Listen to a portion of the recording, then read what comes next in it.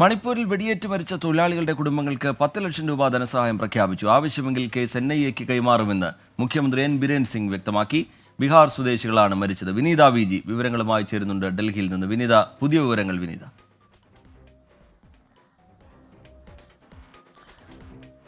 റിജിത്ത്, ഇന്നലെയാണ് ഈ രണ്ട് തൊഴിലാളികൾ അവർ സൈക്കിളിൽ സഞ്ചരിക്കുകയായിരുന്നു. ഇതിനിടയിലാണ് രണ്ടുപേർക്കും നേരെ ആക്രമണം ഉണ്ടാകുന്നത്. വെടിയേറ്റാണ് ഇവർ രണ്ടുപേരും കൊല്ലപ്പെട്ടത്. ബീഹാറിൽ നിന്ന് മണിപ്പൂരിലേക്ക് എത്തിയ തൊഴിലാളികളായിരുന്നു ഇവർ. ഇപ്പോൾ ഇക്കാര്യത്തിലാണ് മുഖ്യമന്ത്രി വ്യക്തമാക്കിയിരിക്കുന്നത്. ആ സംഭവം അത് അപലപനീയമാണെന്ന് തന്നെയാണ് മുഖ്യമന്ത്രി പറഞ്ഞിരിക്കുന്നത്. ഒപ്പം തന്നെ ഇവരുടെ രണ്ട് കുടുംബങ്ങൾക്കും 10 ലക്ഷം രൂപ വീതം ധനസഹായം നൽകുമെന്നും അറിയിച്ചിട്ടുണ്ട്. ഇത്തരം സംഭവങ്ങൾ അതൊരു തരത്തിലും അംഗീകരിക്കാൻ കഴിയാത്തതാണ് എന്നും മുഖ്യമന്ത്രി വ്യക്തമാക്കിയിട്ടുണ്ട്. ഇക്കാര്യങ്ങളിൽ ആവശ്യമെങ്കിൽ ഈ കേസിന്റെ അന്വേഷണം NIAക്ക് കൈമാറുമെന്നും അറിയിച്ചിരിക്കുകയാണ്. ഒപ്പം തന്നെ ആ കുടുംബങ്ങൾക്ക് അനുശോചനവും അറിയിച്ചിട്ടുണ്ട്.